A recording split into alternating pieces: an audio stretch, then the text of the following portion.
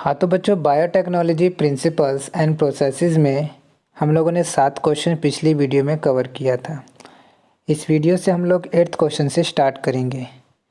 तो देखिए ज़रा क्वेश्चन क्या कह रहा है। 8th कहता है कि we can cut DNA with the help of. DNA को आप कट कर सकते हैं किसकी हेल्प से? डीएनएज की मदद से, आरएनएज की मदद से, नाइफ की वजह से, या फिर रेस्ट्रिक्शन एंजाइम। तो आपका आंसर बिल्कुल ठीक कह रहे हो आप। ऑप्शन डी आपका हो जाएगा रेस्ट्रिक्शन एंजाइम।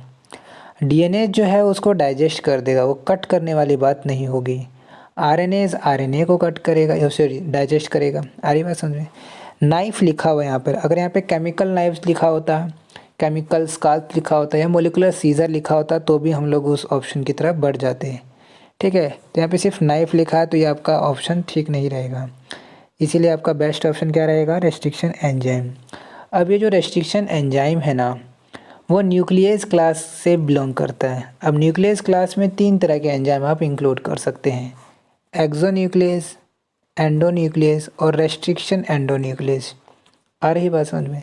एक्सोन्यूक्लियस डीएनए के एंड पार्ट पर एक्ट करेगा, 5 एंड कह लो या फिर 3 एंड कह लो, है कि नहीं, वहाँ पर कट करेगा और वो भी सिर्फ सिंगल स्ट्रैंड को कट करेगा। मान लीजिए डीएनए है, ये 5 प्राइम एंड है, ये 3 प्राइम, ये 3 प्राइम और ये 5 प्राइम।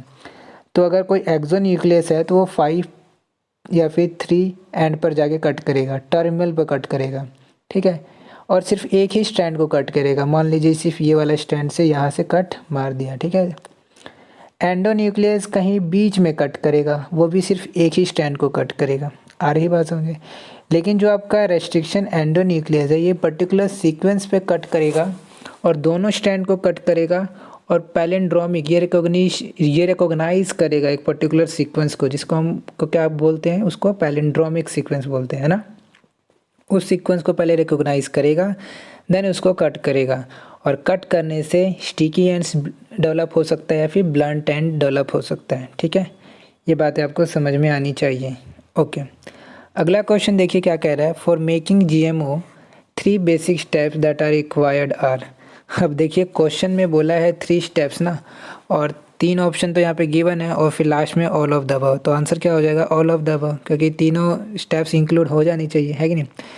तो फिलहाल इस क्वेश्चन का मतलब ये है कि आपको ये सारी स्टेप्स याद होनी चाहिए कि क्या करते हैं हम लोग जीएमओ फॉर्म करने के लिए। जीएमओ मतलब जेनेटिकली मॉडिफाइड ऑर्गेनिज्म बनाने के लिए हम लोग सबसे पहले identification of DNA with the desirable gene, then उसको इंट्रोड्यूस करेंगे इनटू द होस्ट सेल। ठीक है, introduction of identified DNA into the host, then उसके बाद maintenance of introduced DNA in the host and transfer of the DNA to its progeny. ठीक है, तो ये तीनों स्टेप आपको जीएमओ बनाने में हेल्प करेंगे, जेनेटिकली मॉडिफाइड ऑर्गेनिज्म फॉर्म करने में।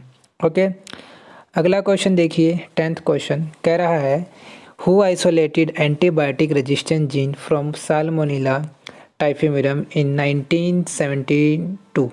ठीक है, 1972। तो आंसर आपको याद रख लेना है। बी ऑप्शन है क्या? Stanley Cohen and Herbert Boyer. ठीक है, अच्छा जैकब एंड मोनर तो जानते हो आप, ठीक है ना, ये नाम सुनते हैं आपको लैकोपेनिन के बारे में याद आ जाना चाहिए। ठीक है, अच्छा अगला देखिए।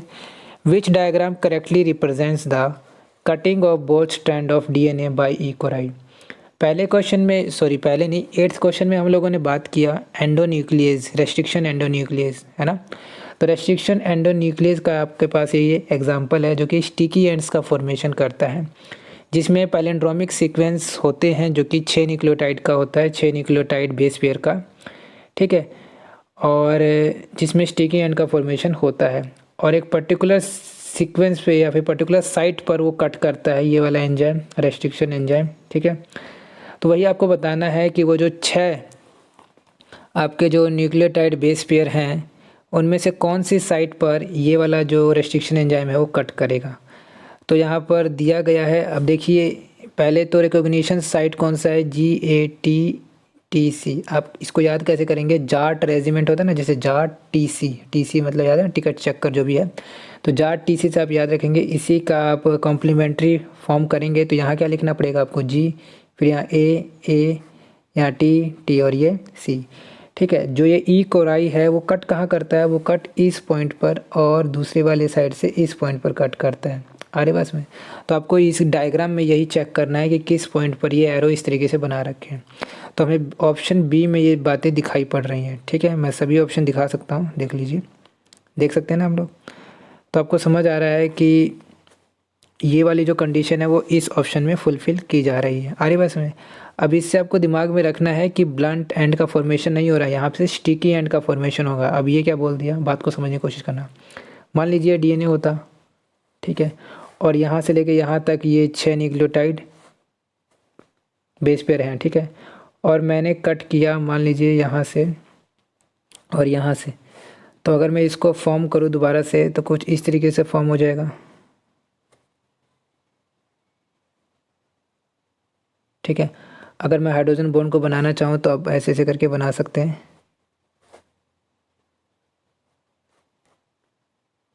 ठीक है। अच्छा, यहाँ पर एक और बात आपको समझ आएगी कि जब आप रेस्ट्रिक्शन एंजाइम से कट करते हैं डीएनए को, या फिर ऐसे कह सकते हैं रेस्ट्रिक्शन एंडोन्यूक्लियस से कट करते हैं, तो वो हाइड्रोजन बॉन्ड भी कट करता है और फॉस्फोडाइस्टर बॉन्ड को भी तोड़ देता है। आ रही बात समझ में। तो यहाँ पे देखिए हाइड्रोजन बॉन्ड भी टूट चुका है और फॉस्फोडाइस्टर बॉन्ड भी यहाँ पर टूटा हुआ आपको मिलेगा, ठीक है। अब ये जो फ्लैंकिंग डीएनए मतलब ये जो लटक रहा है ये वाला पार्ट, क्या ये सिंगल स्टैंडर्ड डीएनए नहीं रह गया क्या, है ना। तो इतना पार्ट सिंगल स्टैंडर्ड है, ये भी सिंगल स्टैंडर्ड है। इन्हीं एंड्स को क्या बोला जा रहा है, स्टिकी एंड्स बोला जा रहा है, ठीक है। तो ये थोड़ा सा एक्स्ट्रा इन्फॉर्मेशन इसके बारे में, ठीक है। तो आपको दिमाग में ये बात रखनी है, ठीक है। इनको कोहेसिव एंड भी बोला जाता है, स्टिकी एंड्स को। हाँ, तो 12th क्वेश्चन देखिए, hint second recognises a specific sequence of how many base pairs.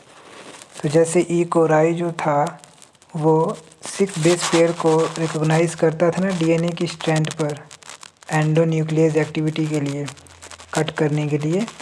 वैसे ही आपका हिंट सेकंड भी 6 बेस पेयर को रिकॉग्नाइज करता है। डिफरेंस दोनों में ये है कि जो ई कोराई से जो एंड्स क्रिएट होते हैं वो स्टिकी एंड्स क्रिएट होते हैं।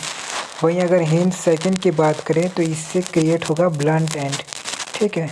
मतलब एक और डिफरेंस दिमाग में ये भी रख सकते हैं कि ई कोराई में फॉस्फोडाइस्टर बॉन्ड और आपका हाइड्रोजन बॉन्ड दोनों टूटते थे, लेकिन हिंट सेकंड के केस में खाली आपका फॉस्फोडाइस्टर बॉन्ड टूटेगा, ना कि हाइड्रोजन बॉन्ड, ठीक है। तो सबसे अच्छा तो आपको यही कह सकते हैं कि यही सबसे अच्छा है, क्योंकि इसे स्टिकी एंड्स का फॉर्मेशन होता है ना, तो लाइगेशन करने में कोई ज़्यादा दिक्कत आपको होगी नहीं। आ रही बात समझ में। तो ये दिमाग में रखना था। और एक और फैक्ट याद रखिएगा, सबसे पहला एंडोन्यूक्लियस यही डिस्कवर्ड हुआ था। अब आप ये कहेंगे कि अगर ये डिस्कवर्ड हुआ तो हमें तो इसको ऐसे लिखना चाहिए था, हिंद फर्स्ट, क्योंकि यहाँ पे जो नंबरिंग यहाँ लिखी होती है वो सीक्वेंस में लिखी रहती है कि कौन सबसे पहले डिस्कवर्ड हुआ। तो यहाँ पे फर्स्ट आना चाहिए था। देखिए फर्स्ट वाला जो था ना वो रेस्ट्रिक्शन एंजाइम 1 टाइप का था, है ना। और जो हम लोग बायोटेक्नोलॉजी में रेस्ट्रिक्शन एंडोन्यूक्लियस जो यूज़ करते हैं वो आपका सेकंड टाइप का होता है, ठीक है, ठीक है। तो जो कारगर है, जो फ़ायदेमंद है, जो रेस्ट्रिक्शन एंजाइम सेकंड टाइप का जो हमें यूज़ करना होता है, उसके बेस पे हम लोग कह रहे हैं कि ये सबसे पहला रेस्ट्रिक्शन एंडोन्यूक्लियस एंजाइम हम लोगों ने डिस्कवर्ड किया है, ठीक है। चलिए अगला क्वेश्चन क्या कह रहा है, the sequence recognised by restriction एंडोन्यूक्लियेजेस।